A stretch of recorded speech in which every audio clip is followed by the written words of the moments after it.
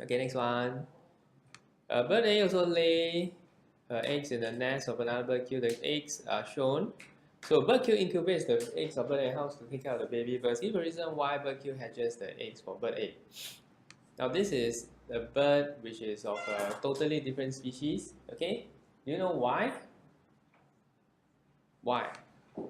So bird Q hatches the eggs for bird A because the eggs look similar and bird Q This is why I should wait for answers, Deborah. thinks that no, you shouldn't be waiting for answer. We need to see your answer versus the actual one, right? The eggs look similar and bird Q thinks that they no, it's about the bird Q cannot differentiate between the two different eggs. Huh? Right? Because they look the same. The eggs look similar. Bird Q thinks that they are its own. Right? It's very straightforward here. So this is a way in which the bird A makes use of bird Q to incubate the eggs for it. Right? So it's a very clever way. Is it okay? No. You see, we are now on page 2. All these are part of adaptation. Okay, it's a structural adaptation. And these are actual prelim questions. That means that you likely see this type of stuff in the prelim and PSLE, right?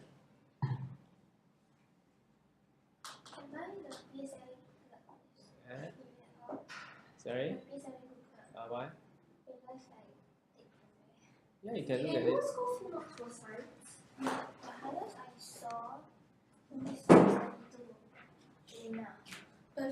Okay, next one.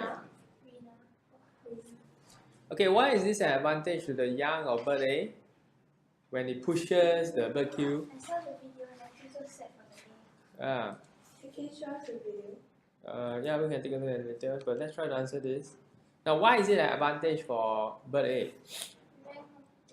Yeah, very good, that's correct. Okay, you done the copy, right? That's correct. So there will be less competition for food. That's it, okay? Yeah, it's only 1 mark. So, or you can say that most of the food will be given to the young of bird A because the Q, you know what actually happens to the bird Q? They fall down, no? Ew, and they just die on. Really, the bird A will just and the bird Q, ew, and then they die. Really, really. Wait, what? I feel so sad. Less competition. Explain again. Okay. You can explain. Yeah.